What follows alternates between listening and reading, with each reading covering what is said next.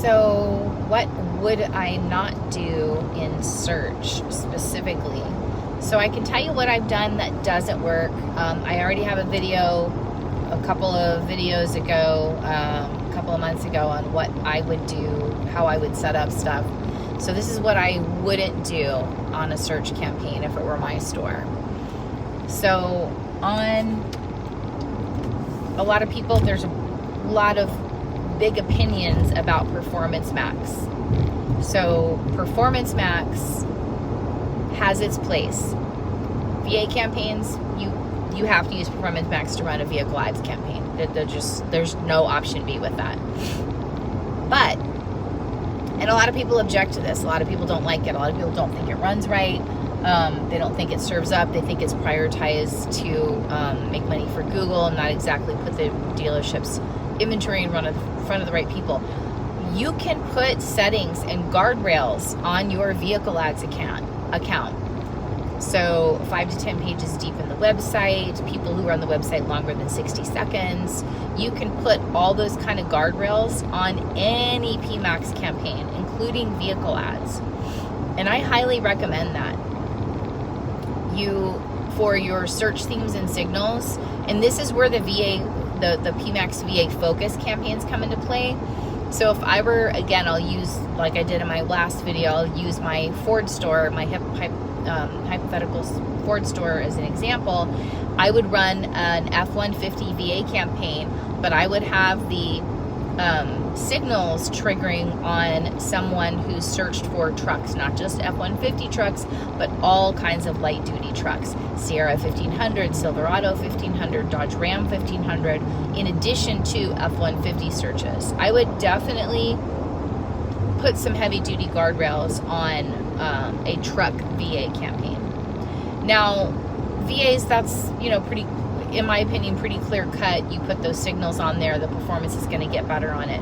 Now, what about just a straight performance campaign for like brand or like a particular model or certified pre-owned or an incentivized, pushing your incentives, things like that? I get the place for PMAX for brand. I understand it. I understand why a dealership would do that. But I think the geography of that dealership matters. So if you're a store if you're a Ford store that has like 25 other Ford stores within a 50-mile radius of you, you probably should run a PMAX brand campaign, because you need that pushing some demand gen out there so people see your ad putting you in their consideration set at the tier 2, 2.5 level. But I would not run it if you're the only dealership in 100, and I have a lot of dealers that are like that. They're the only dealership in 60 or 100 miles that sells that brand. They're the only one of maybe 5 dealerships in the entire community. You don't need a PMAX brand campaign. It's not going to perform for you in the same way. If you need to spend Performance Max dollars, I would use them for either incentives, and then you can alternate, right? Because incentives don't come out till the usually 5th working day of a month. But I would not use a brand campaign in a geography that was very rural, that we were the only store in the community really, or the only dealer group in the community. I really wouldn't run a PMAX brand campaign. I also am kind of skeptical. I don't know that I would run it, and I've run it in the past because we had marketing dollars to spend to try and test this theory out. I don't know that I would run it on a particular model either. I would probably run it on a trucks all together, like F-150, F-250, F-350, all the F-Series trucks all together. And I would build out all the assets, again, put the guardrails on there, search themes and signals to truck buyers and other brands, including Ford, but other brands as well. I would put a hell of guardrails on there, because I want that ad served up where I want that ad served up. So by giving the Performance Max campaign that amount of signals and search themes and guides and loading up the descriptions and loading up the headlines, building out with maxing out your pictures, maxing out your videos, utilizing all the assets in it, I would not run a PMAX campaign unless I intended to max out my assets. Now, some are harder than others. Like, it's harder to come up with like 5 videos all about trucks. But I have not seen when a PMAX campaign has a minimal build, no settings, no search themes, no signals, no nothing. It doesn't perform the way you want it to perform. It doesn't do what it's supposed to do.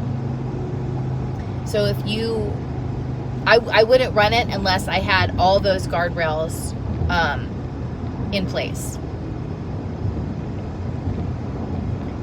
What else wouldn't I run? I wouldn't spend a ton of money on brand and regional terms. I think that's pretty much a given. I don't think anybody really spends a ton of money on brand and regional terms, and that's relevant to your budget overall. So if you have $40,000, obviously you're going to spend a little more, and you're in a major metro market, you're going to spend a little more for brand and regional than, say, my earlier example of a guy who is in a rural market. He's the only dealer or dealer group within 60 to 150 miles. So obviously take that with a grain of salt. The budget needs to be relative to the spend.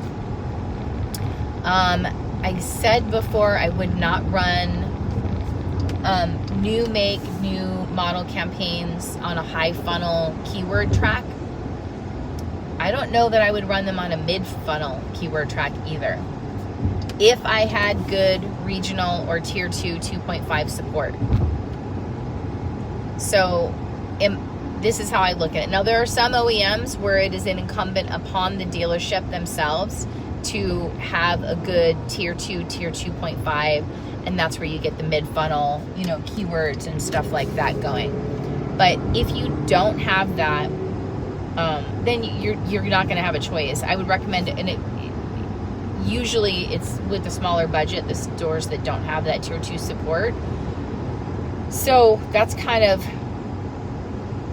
take it with a grain of salt. It's relevant upon your budget. If you have the money to spend it on it, yeah, give it a go. But at the same time, be cognizant of the conversions that you're getting and the CPC you're getting, and the cost per conversion you're getting.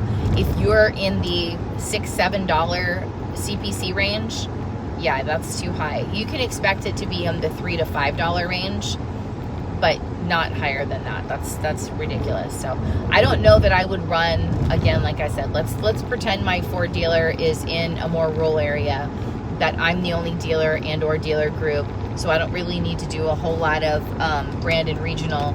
I do need to do some new make. I might run a lower funnel keyword campaign on Ford and maybe F-150, but that's pretty much it. I absolutely would not 100% do a model campaign for every single model I have in my inventory. I think I've spoken to this in a previous video a slight bit, but here's why. Most companies that run model campaigns don't have, well, I shouldn't say most. Some companies that run model campaigns don't have a specified budget for each individual model campaign. They have what's called, they do a budgets bucket. And then they have all of those model campaigns feed off of that budget. So, positives of that. If you have an F-150 campaign, that's obviously going to probably eat half of your budget for that particular model campaign. Whereas something that may not get a whole lot of interest, especially right now because there's a recall on them, is Ranger and Escape. So those are the kinds of things you have to take into consideration. Is that a good thing? It's kind of one of those things that you have to take with a grain of salt. So I would strongly encourage you to review what your company does, your digital advertising company does. Does your digital advertising company run with a specific budget for each model campaign, or do they run from a budget bucket for all your model campaigns? So I see the pros of doing a budget bucket, but I also see the cons of it. So if I want one budget to spend a little bit more, if I have a little bit more for it, that F-150 is going to campaign, like when the Ranger and Escape come back, let's use that as an example. When they come back out of stop sale, I don't have a campaign right now set up for them because I didn't have the budget, because F-150 ate all my budget. But I want to be there when the demand comes back for Ranger and Escape. So I have to weigh out that against where exactly that I'm spending my money, because I want to make sure that I'm sorry, I took the wrong exit. I want to make sure that I am actually showing up in the places that people are searching for the Ranger and the Escape when they actually come back out of stop sale. But if I don't have the budget there, then it's just not going to serve up. So I can make case for both of them. I don't know, like I said, that I would run.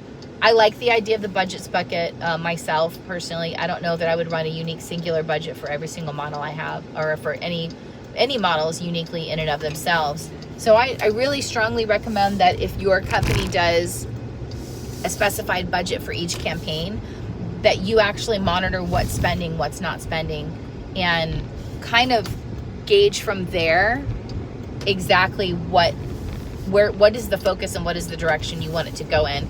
I don't personally, I would rather the budgets bucket, honestly. Maybe it's just I've gotten used to it, but I just think that's a better way to gauge, and it's a better way to gauge which models are exactly spending the most money. So I would strongly encourage, if you have a DigEd company that's not running it that way, that you encourage them to look at running it that way. I think that's all I got for this week. That's all I got. Thanks for watching. Happy selling.